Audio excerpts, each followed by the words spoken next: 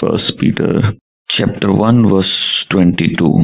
अब देखो, जब तुमने सत्य का पालन करते हुए सच्चे भाईचारे के प्रेम को प्रदर्शित करने के लिए अपने आत्मा को पवित्र कर लिया है, तो पवित्र मन से तीव्रता के साथ परस्पर प्रेम करने का अपना लक्ष्य बना लो। इंग्लिश से थोड़ा डिफरेंट वे से सेट है, तो थोड़ा सा मतलब चेंज हो जाता है, बट अब देखो, जब तुमने सत्य का पालन करते हुए सच्चे भाईचारे का प्रेम का प्रदर्शन करने के लिए अपने आत्मा को पवित्र कर लिया है, तो पवित्र मन से तीव्रता के साथ परस्पर प्रेम करने के लिए लक्ष्य बना लो। इंग्लिश में मैं थोड़ा अनुवाद करके बोलता हूं, कैसे लिखा है कि अब जब तुमने अपने आत्मा को आज्ञा पालन से पवित्र कर लिया उस सत्य के द्वारा और सच्चे भाईचारे के द्वारा एक दूसरे को प्रेम करने का, निरंतर प्रेम करने का, सच्चे मन से प्रेम करने का, पवित्र मन से प्रेम करने का मन बना लो। हालेलुया। सो सिर्फ यही एक लाइन है, जो एक वर्स है, जो हम लोग के आज के टीचिंग का फोकस है कि आत्मा पवित्र कैसे होती है, सोल प्यूरिफाई कैसे होती है, आत्मा कैसे पवित्र होती है। क्या मैं ज्यादा फास्टिंग करूं? क्या मैं ज्यादा लंबे समय तक प्रार्थना करूं? क्या मैं चर्च की मीटिंग्स सारी अटेंड करूं? उससे होती है? क्या मैं ऑफरिंग बैग में पैसे डालता रहूं? क्या मैं दुष्ट आत्मा निकालूं? क्या मैं लोगों की काउंसलिंग करूं? क्या मैं पास्टर बन जाऊं? क्या मैं पास्टर की पत्नी बन जाऊं? क्या मैं ये बन जाऊं? क्या मैं वो बन जाऊं? मैं क्या करूं कि मैं पवित्र हो जाऊं?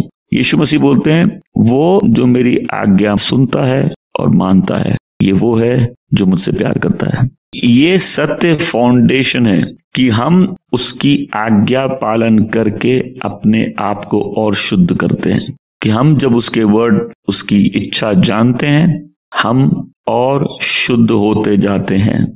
पहले तो हम विश्वासी बने ही हैं क्योंकि हम उसकी आज्ञा पालन करना चाहते हैं। अब बोलेंगे मैं आज्ञा पालन करना चाहता हूं लेकिन होता नहीं, ये संघर्ष एक अलग चीज है। लेकिन मुझे अपने सोल को उन सारे इन्फ्लुएंसेस के लिए खोलना है जो मेरी मदद करेंगे आज्ञा पालन करने के लिए। मुझे गॉडली काउंसिल चाहिए, मुझे अच्छी प्रेयर लाइफ चाहिए, मुझे होली स्पिरिट का इम्पार्टेशन चाहिए, मेरे को वर्ड की अच्छी टीचिंग चाहिए, मेरे को अच्छी फेलोशिप चाहिए, मेरे को स्पिरिट फिल मोमेंट्स चाहिए, मेरे को परमेश्वर की आवाज सुननी है। सो ये सारे चीजें माध्यम में, अंत क्या है? अंत है कि मैं परमेश्वर की आज्ञा पालन करूं।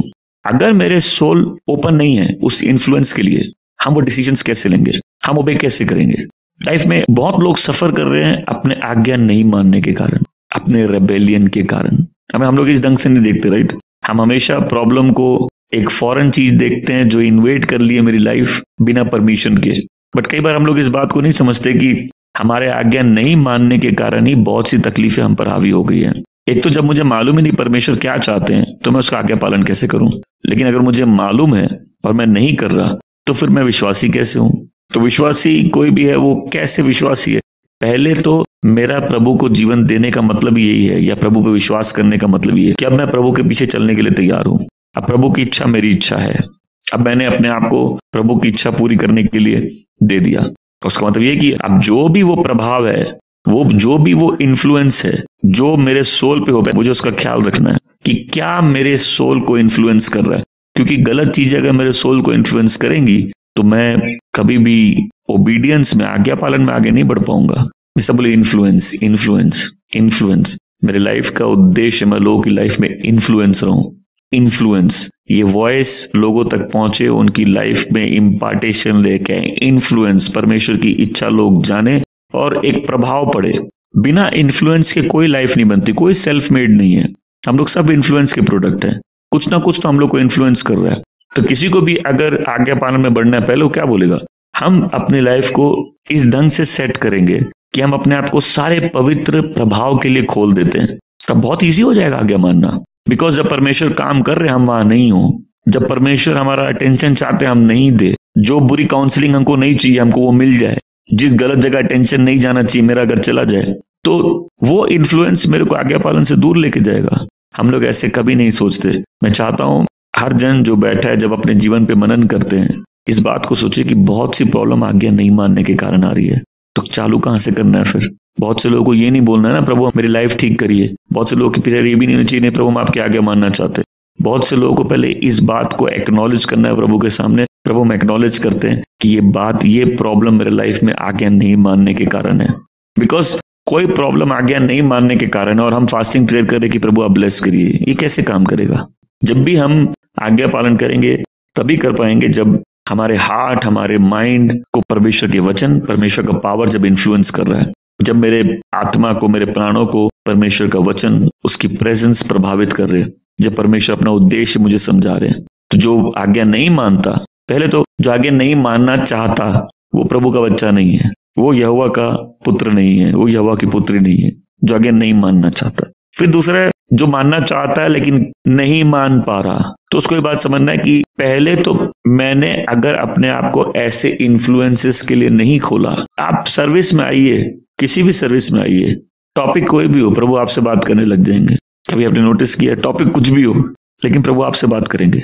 ये एक ब्लेसिंग है, क्योंकि प्रभु के घर में प्रभु हमेशा बात करते हैं। तो हमने क्या किया? हमने अलाउ किया कि प्रभु हमको इन्फ्लुएंस कर सके, हमारे माइंड, हमारा हार्ट परमेश्वर की बातों से, उसकी उपस्थिति से इंपैक्टेड हो सके। फिर हम प्रार्थना क्यों करते हैं?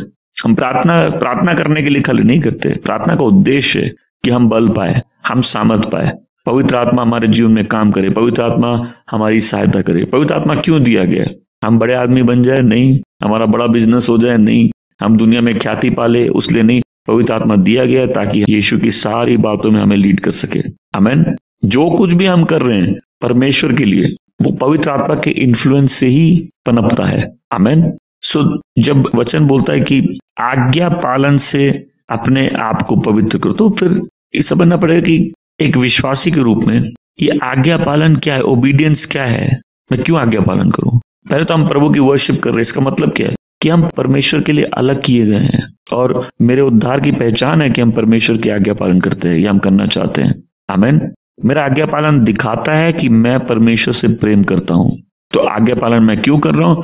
ये दिखाने के लिए, प्रभु देखिए मैं आपसे प्रेम करता हूं। यीशु मसीह कहते हैं यूहन्ना 14:23 और 24 में, जो भी मुझसे प्यार करता है वो मेरी आज्ञा मानेगा या मेरी शिक्षा का आज्ञा पालन करेगा। मेरा पिता मुझसे प्रेम करता है और हम आएंगे और उसको अपना घर बना लेंगे।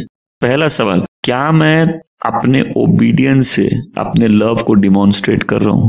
कई बार हम लोग इन सारी चीजों को सिर्फ एक ब्लेसिंग का मीडियम बनाना चाहते हैं। हमको ब्लेसिंग चाहिए, बट एट व्हाट कॉस्ट? पहले क्या मैं अपने आज्ञा पालन से ये दिखा रहा हूं, नहीं प्रभु मैं आपसे प्रेम करता हूं? और फिर क्या दूसरे जो हमारे अगल बगल में बोल सकते हैं, नहीं ये परमेश्वर का बच्चा है क्योंकि परमेश्वर की इच्छा पूरी करना चाहता है? हम दूसरों को ट्रीट कैसे करते हैं, अपने काम में कैसे बिहेव करते हैं, अपने दोस्तों से कैसे रिलेट करते हैं, हम दूसरों से कैसे बात करते हैं? क्या मैं अपने आज्ञा पालन से ये दिखा रहा हूं कि मैं परमेश्वर से प्रेम करता हूं? जो इस वचन को सुन रहा है, क्या अपने आप से पूछेगा, क्या मैं सही परमेश्वर से प्रेम करता हूं? मेरा अपना सैल्वेशन क्वेश्चन पे क्या मेरे को स्ट्रगल करने की इतनी आदत हो गई कि मैं भूल गया कि परमेश्वर का आज्ञा पालन भी मेरी लाइफ का एक बहुत इंपॉर्टेंट ऑब्जेक्टिव है।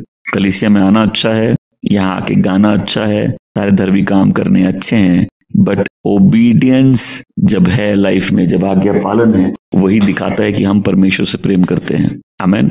दूसरा नंबर, मेरा आज्ञा पालन दिखाता है कि मैं परमेश्वर पे भरोसा करता हूँ। और यहाँ सब बहुत संघर्ष करते हैं, क्योंकि कई बार मेरा इंसानी मन बोलेगा कि नहीं मैं ये करता हूँ, इससे चीजें ठीक होंगी, और परमेश्वर ने बोला ये मत करो।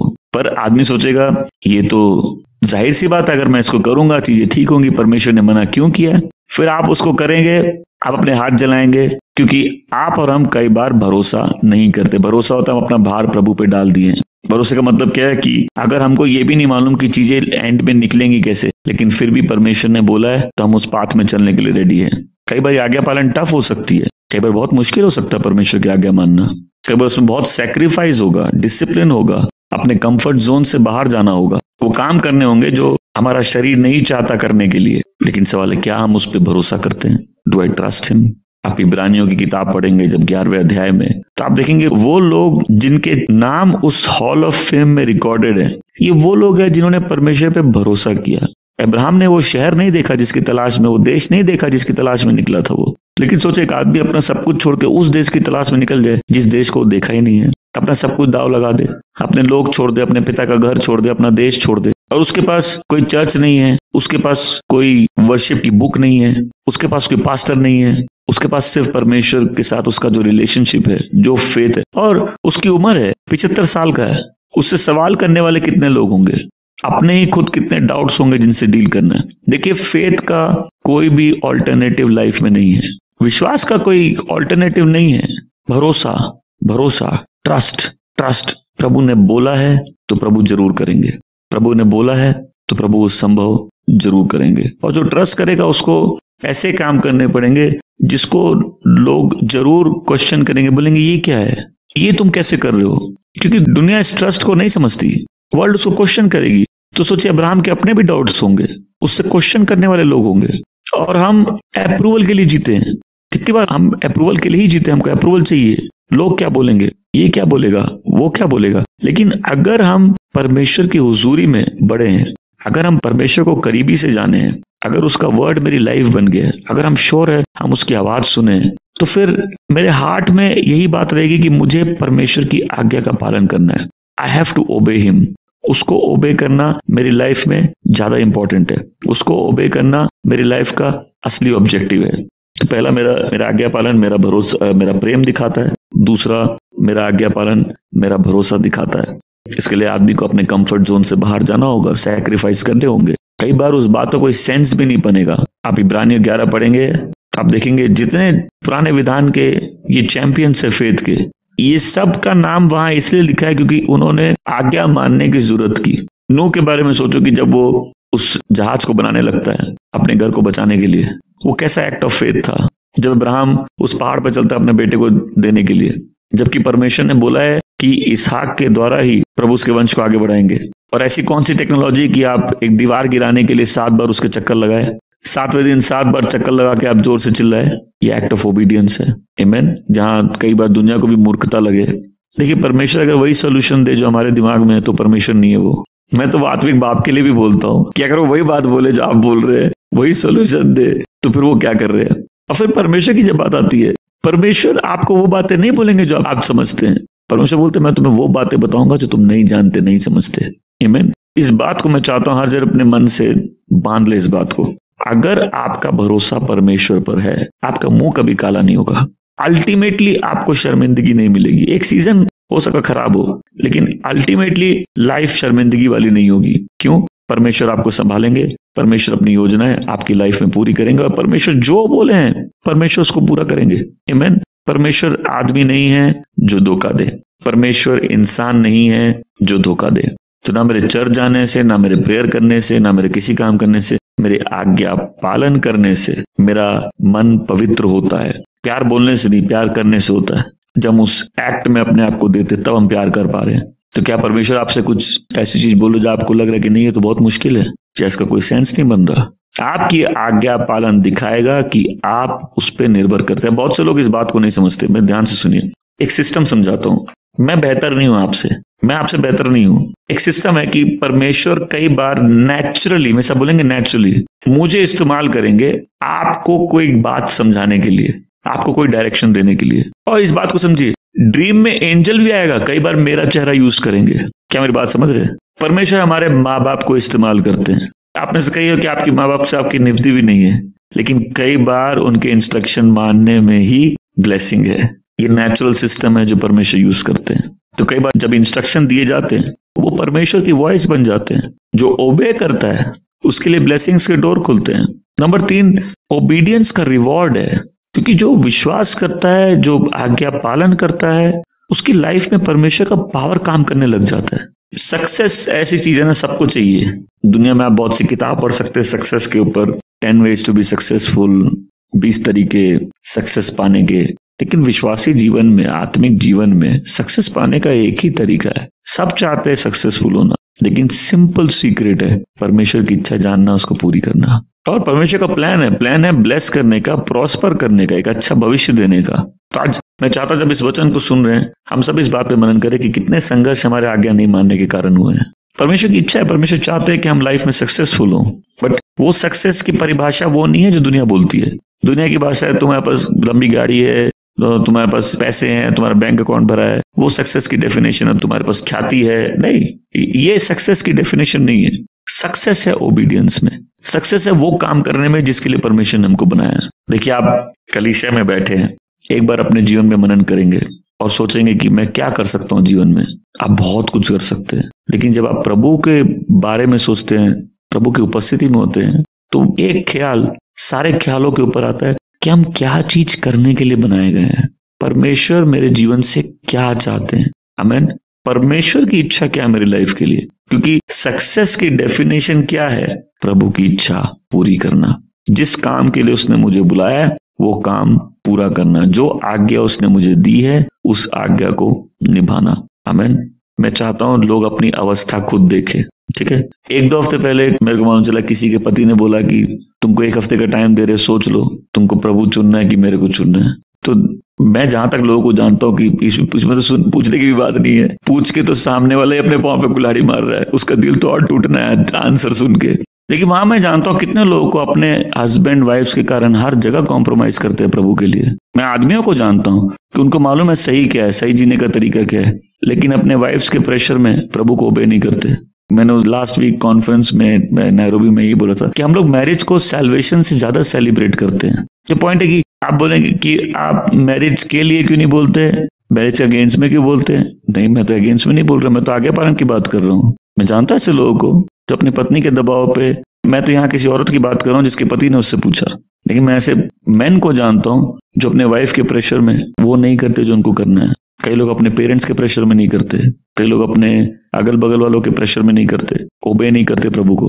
फिर आप बोलोगे कि मेरी लाइफ में प्रॉब्लम है, इसका क्या सोल्यूशन है? लोगों का हाल उन इजरायलियों जैसे जो मिस्र से निकल के आए थे, वो प्रभु के बिना पीछे और आगे दोनों जगह जाने के लिए तैयार है। पहले तो उनको मिस्र से निकलते ही उनका मिस्र याद आ रहा था कि वहां तो हमको इतना अच्छा खाना मिल रहा था, यहाँ हमको रोज वही मन्ना खाना पड़ रहा है। फेथ की लाइफ नहीं सीख रहे। दूसरा, प्रभु बोलता है ठीक है हम तुमको एंजल दे देंगे, तुम जाओ और तुम कब्जा कर लो, लेकिन हम नहीं जाएंगे, क्योंकि हम जाएंगे तो हम तुमको मार देंगे, तुम बहुत ढीठ हो। तो अगर ये बात मूसा नहीं सुनता, इजराइल सुनता, तो बोला हम तो रेडी है। जहां प्रभु बोलते कि मैं एंजल दूंगा, वो आगे सुनते भी नहीं कि प्रभु नहीं जा रहे। बोले प्रभु आप क्यों टेंशन ले रहे हो, कोई बात नहीं, आप एंजल दीजिए ना, मेरे लाइफ का ऑब्जेक्टिव हमको एनी हाउ सक्सेस चाहिए। सोलोमन का प्रॉब्लम क्या था? सोलोमन को प्रभु इतनी विजडम दे देते हैं कि उसकी लाइफ में एक पॉइंट में वो सारे सक्सेस को बिना परमेश्वर के पाने लग जाता है और वहीं से वो बैकस्लाइड कर जाता है। इस लाइफ का ऑब्जेक्टिव नहीं है कि हमको सक्सेस किसी भी कॉस्ट पे चाहिए। मेरी लाइफ में सक्सेस डिफाइंड है। मेरी लाइफ का सक्सेस है जब मैं वो करता हूं जो परमेश्वर चाहते मैं करूं। आमीन। आई नो दैट हम लोग सब प्रेशर में है कि ये क्या कहेगा, वो क्या बोलेगा, मेरे दोस्त क्या बोलेंगे, लेकिन at the end of the day मैंने अपना जीवन प्रभु को दिया उसके पीछे चलने के लिए, उसकी आज्ञा मानने के लिए। मेरी दुआ है कि हम लोग की सक्सेस की डेफिनेशन चेंज होगी। वचन कहता है अगर तू अपने परमेश्वर की आज्ञाओं को सुनेगा, जो परमेश्वर आज तुझे दे रहा है, जो यहोवा आज तुझे दे रहा है, और उन पर चलेगा, तू हमेशा ऊपर रहेगा, कभी भी नीचे नहीं रहेगा। आमीन। तू हमेशा ऊपर रहेगा, कभी भी नीचे नहीं रहेगा। प्रभु यहोशू को बोलते हैं ये नियम की किताब कभी भी तेरे मुख से दूर न जाए, तू दिन रात इस पे मनन कर और जो कुछ लिखा है उसमें कर, जो कुछ उसमें लिखा है, और तू जो काम करेगा तू उसमें प्रॉस्परस होगा, तू उसमें फलवंत होगा, तू उसमें सक्सेसफुल होगा। क्या आपको वो लाइफ चाहिए आप जो भी कर रहे हो सक्सेसफुल हो? अगर आप अपनी लाइफ को देख रहे हैं, बोल रहे हम जो करते गलत हो जाता है, आप अपनी लाइफ में बहुत से ऐसे लोग खोज सकते हैं जो करते सही हो जाता है। आप बोलेंगे ये कौन सा सिस्टम है, हम जो करते फेल होता है, लेकिन हम कुछ ऐसे लोगों को देख रहे हैं वो जो करते वो हो जाता है। प्रभु क्या बोल रहे हैं? तुम जो करोगे तुम सक्सेसफुल होगे। हमेशा बोलो जो करोगे, तो पहले तो हम बहुत से काम करेंगे ही नहीं। जो करोगे माउंट एवरेस्ट चढ़ जाए, आधे रास्ते मर जाएंगे। जो मुझे बल प्रदान करता है उसकी सहायता से मैं कुछ भी कर सकता हूँ, कुछ भी। इसलिए तो कई लोग आधे रास्ते मर जाते हैं। मतलब जिसने मुझे वो काम करने के लिए बुलाया है वो मैं कर सकता हूँ, उसकी ग्रेस सफिशिएंट है मेरे लिए। तो पहले सक्सेसफुल लोग कौन है? प्रभु में सक्सेसफुल लोग कौन है? जो बहुत से काम करेंगे ही नहीं तो वो भी दूसरों की तरह नुकसान खाने लग जाएंगे। पहले मेरी डेफिनेशन, जो सक्सेस की डेफिनेशन है, वो चेंज होनी चाहिए। क्या मैं परमेश्वर के प्लान को अपनी लाइफ में पूरा कर रहा हूँ? अभी हम लोग को तो ये सवाल भी पूछना पड़ेगा ना, क्या मैं एक बाप की तरह सक्सेसफुल हूँ, एक बेटे की तरह, एक हस्बैंड की तरह, एक वाइफ की तरह? क्या मैं काम में सक्सेसफुल हूँ? क्या मैं एक लीडर की तरह सक्सेसफुल हूँ? और कई बार लगेगा कि हम लोग ठीक नहीं कर रहे, कभी लगेगा हम स्ट्रगल कर रहे हैं, मेरी लाइफ रुक गई है। लेकिन अगर हम अपनी लाइफ का ये पर्पस बना ले कि नहीं, हम उसके वचन दिन रात खोजेंगे और जो वो बोलते हैं वो करना मेरे लाइफ का ऑब्जेक्टिव है, तो वचन कहता है, प्रभु बोलता है अगर तुम उस पाथ पे चलोगे, तुम उसको करोगे, तुम सक्सेसफुल रहोगे। मैं सब बोलो सक्सेसफुल रहोगे। डेविड कोई बैटल नहीं हारा, यहोशू तब हारा जब उनके बीच में किसी ने गलती की थी, नहीं तो यहोशू भी प्रभु कहते जैसे मैं मूसा के साथ था वैसे मैं तुम्हारे साथ रहूंगा। मेरे साथ कोई बोलेगा जैसे मैं मूसा के साथ था वैसे मैं तुम्हारे साथ रहूंगा। जैसे प्रभु मूसा के साथ थे वैसे तुम्हारे साथ रहेंगे। आमीन। तुमको हार नहीं देखना पड़ेगा। तुम्हारे दुश्मन एक जगह से आएंगे 7 जगह से भाग जाएंगे। प्रभु बोलते हैं हम तुमको सिर बनाएंगे, हम तुमको पूंछ नहीं बनाएंगे, तुमको ऊंचा रखेंगे, तुमको नीचा नहीं रखेंगे। तुम्हारी जरूरतें पूरे होने का सिस्टम क्या लाइफ में। अब पुराने इजराइल के समय में जो सारी इकोनॉमी है, खेती बाड़ी, भेड़ बकरियां, तो बोले तुम्हारे ऊपर आसमान खुला रहेगा, टाइम से बारिश होगी। बोलो मेरी बारिश टाइम से होगी। अगर तुम्हारा स्वर्ग खुला है तुम्हारी जरूरतें ऑटोमेटिकली पूरी होंगी। टाइम से बारिश होगी मतलब जो तुमने इन्वेस्ट किया है फील्ड में, धरती उसकी उपज देगी। आमीन। और जब धरती उपज देगी तुम्हारा भंडार भरेगा, तुम तृप्त होगे खाके। तो जिसके ऊपर स्वर्ग खुला है, जिसके ऊपर परमेश्वर की आत्मा की बारिश है, वो भूखा नहीं रहेगा। उसकी लाइफ में उपज होना चालू हो जाएगी।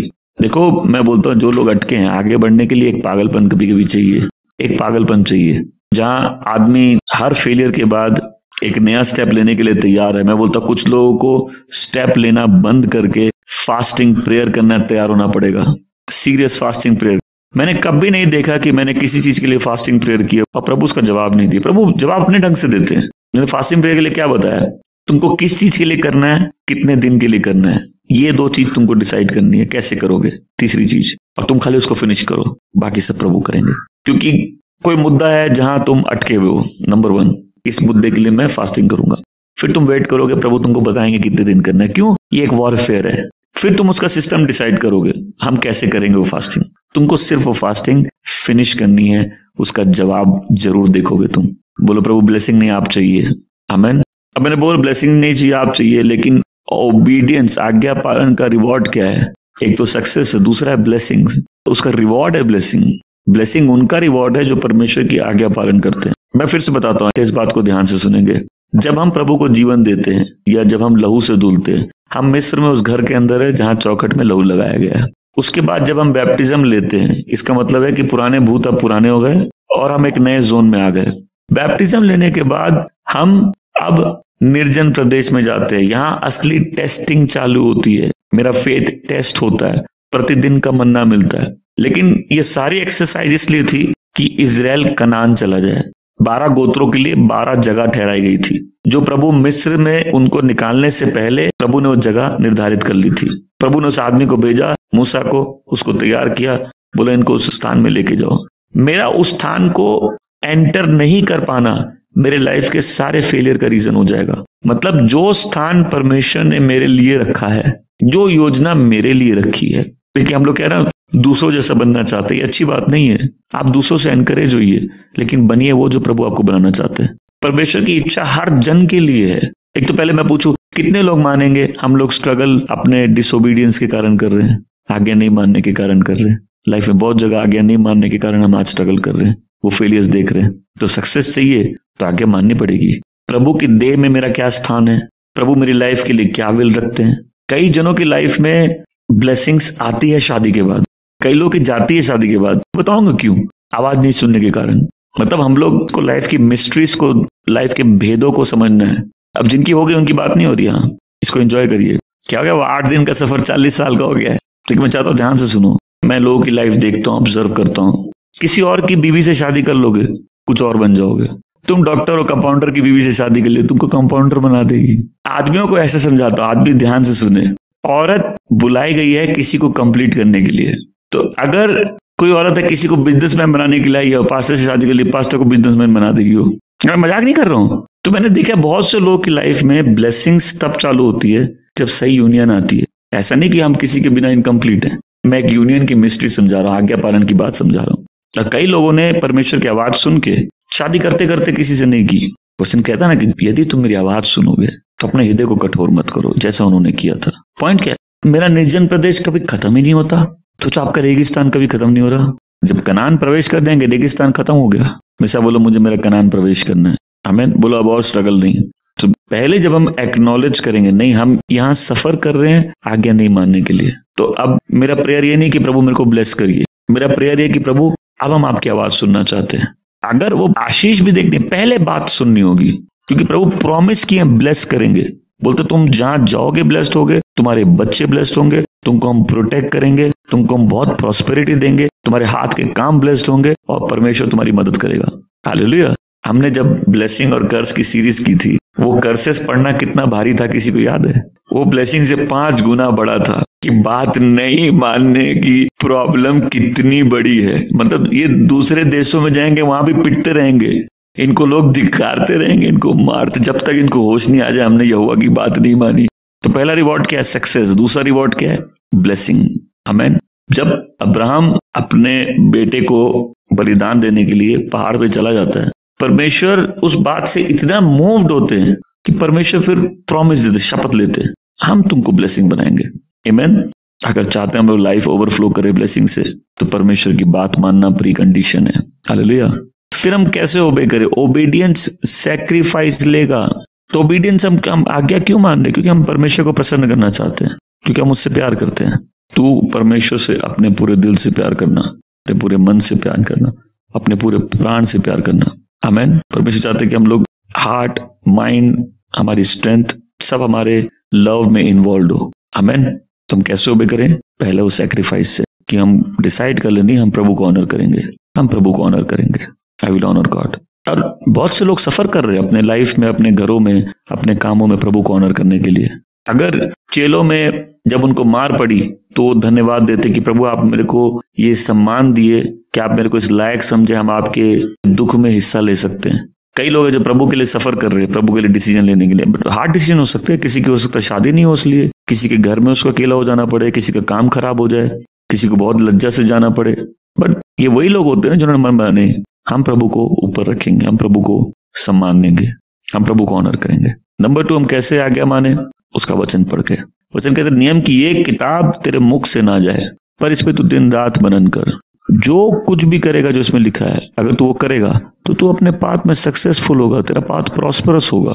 वचन पढ़ना है, वचन याद करना है, वचन डिक्लेयर करना है। प्रॉब्लम है, प्रॉब्लम याद है, वचन याद नहीं है, लाइफ आगे नहीं बढ़ेगी। अगर फाइनेंशियल प्रॉब्लम है, बोल रहा है प्रभु मेरी जरूरतों को महिमा के धन के भंडार से पूरा करेगा। शैतान इंटरेस्टेड नहीं है तुम्हारे विचार जानने में। अगर हम परिस्थितियों में परमेश्वर के वर्ड डिक्लेयर करते हैं तो हम परमेश्वर की विल डिक्लेयर कर रहे हैं। नंबर 3, प्रार्थना के द्वारा। हम देखेंगे यीशु जब उस बगीचे में प्रार्थना करते हैं तो क्या भार था जो अपने ऊपर फील कर रहे हैं, लेकिन क्या बोलते हैं? पिता फिर भी मेरी नहीं तेरी इच्छा पूरी हो। सोचिए आपको कोई चीज बहुत प्यारी है, आपसे वो चीज छूट नहीं रही, आप प्रेयर करिए प्रभु बहुत डिफिकल्ट है बट फिर भी आपकी इच्छा पूरी हो। उस मैटर को परमेश्वर के हाथ में दीजिए, प्रभु इस परमेश्वर संभाल लेंगे, फिर भी मेरी नहीं आपकी इच्छा पूरी हो। आमीन। चौथा, हम कैसे करें? उसके रिवॉर्ड पे फोकस करके। क्या ब्लेसिंग्स है ओबीडियंस की, कि अगर हम आज्ञा मानते हैं, ये ब्लेसिंग सिर्फ मेरी नहीं है, ये जनरेशनल ब्लेसिंग्स है। अब मैं आपको बता दूं, ये ध्यान से सुनिए, किसी भी जनरेशनल क्रिश्चियन फैमिली को देखिए, आप देखेंगे 2nd 3rd जनरेशन कितनी फाइनेंशियली ब्लेस्ड होती है, सिक्योर्ड होती है, कितने स्ट्रांग होते हैं। किसी भी जनरेशनल क्रिश्चियन को देखेंगे आप, फर्स्ट जनरेशन प्राइस पे कर रही है। कितने लोगों ने देखा, ऑब्जर्व किया? मैं इसलिए बोल रहा हूं ऑब्जर्व करो। फर्स्ट जनरेशन प्राइस पे कर रही है, लेकिन वो ब्लेसिंग जनरेशनल है। परमेश्वर वफादार है, वो पीढ़ियों को नहीं छोड़ते। आमीन। हम परमेश्वर के साथ चल के अपने नेक्स्ट जनरेशन को सबसे बड़ी ब्लेसिंग छोड़ के जाते हैं। सो ये ओबीडियंस का ये एक्ट ऑफ सरेंडर है। Not my will but thy will, मेरी नहीं तेरी इच्छा पूरी हो। इसका मतलब है कई बार जो मैं चाहता हूं, मेरा शरीर जो चाहता है वो मैं नहीं करूंगा। कई बार जो लोग चाहते हैं वो मैं नहीं करूंगा, मैं वो करूंगा जो परमेश्वर चाहते हैं। देखिए आप जितना नजदीकी से परमेश्वर को जानेंगे उतने बड़े रिस्क ले पाएंगे। ये ओबीडियंस का क्या मतलब है? कि हम परमेश्वर से प्रेम करते हैं। आमीन। तो हम अपने आज्ञा पालन के द्वारा पवित्र होते हैं, हमारी आत्मा पवित्र होती है। लेकिन उसका माध्यम कौन होता है? पवित्र आत्मा, जो हमको वो सत्य हम पर प्रकाशित करता है, जो हमारे हार्ट को वो दुनिया के इन्फ्लुएंस से, अफेक्शन से, डिजायर से। इसलिए जब हम प्रार्थना करते हैं, मैं ध्यान से सुनेंगे, आपको छुट्टियों में जाने की जरूरत नहीं है अगर आप प्रार्थना करते हैं तो, क्योंकि वो मेरे जी में जी ले आता है। आप रिफ्रेश हो जाएंगे, आप स्पिरिट में प्रेयर करेंगे, आप रिफ्रेश हो जाएंगे। बहुत सी गंदगी शरीर, मन, प्राण, आत्मा से निकल के चली जाएगी। बहुत से बंधन अपने आप टूट जाएंगे, क्योंकि आत्मा का प्रभाव हम अपने सोल पे महसूस करने लगेंगे। आमीन। फिर इसके 2 पार्ट हैं, एक तो हम आज्ञा पालन करते हैं, दूसरा क्या करते हैं?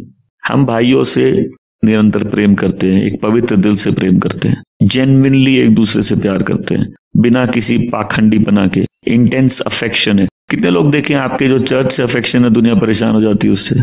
बाय चर्च आई मीन प्रभु के लोगों से, क्योंकि जब हम एक ही परिवार में पैदा हुए हैं, हम सब आत्मा से जन्मे, राइट।